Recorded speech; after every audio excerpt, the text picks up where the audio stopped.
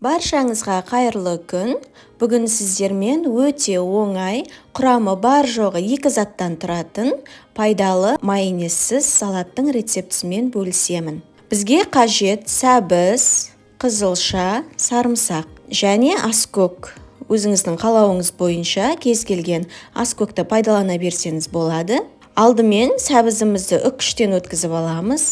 Сәбіздің барлығын үккіштен өткізіп болған соң, қызылшамызды өткіземіз. Қызылшамызды пісірмейміз, яғни шикі қызылша болуы керек.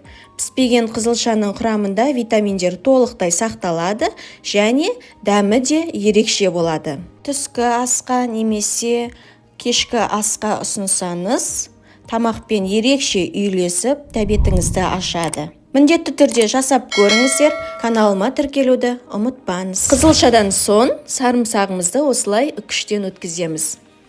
Немесе ұсақтап, майдалап, турап салсаңыз болады. Егер аскөк пайдаланатын болсаңыздар, аскөгімізді турап аламыз. Енді дәмдеуіштерімізді салатын боламыз. Тұз. Менде сәбіз салатына арналған дәмдеуіш, тәтті бұрыш, қара бұрыш. Егер салатыңыздың ащы болғанын қалайтын болсаңыз, қызыл бұрыш қоссаңыз болады. Және жарты қасық сірке суын қосамыз. Сұйық май құямыз. Барлығын жақсылап, қолыңызбен немесе шанышқының көмегімен жақсылап араластырамыз. Дәмдеуіштеріміз толықтай араласуы керек. Дәмін көреміз.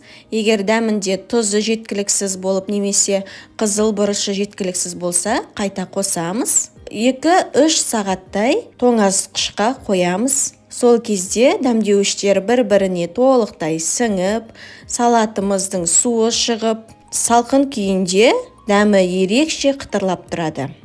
Осымен салатымыз дайын. Ас болсын!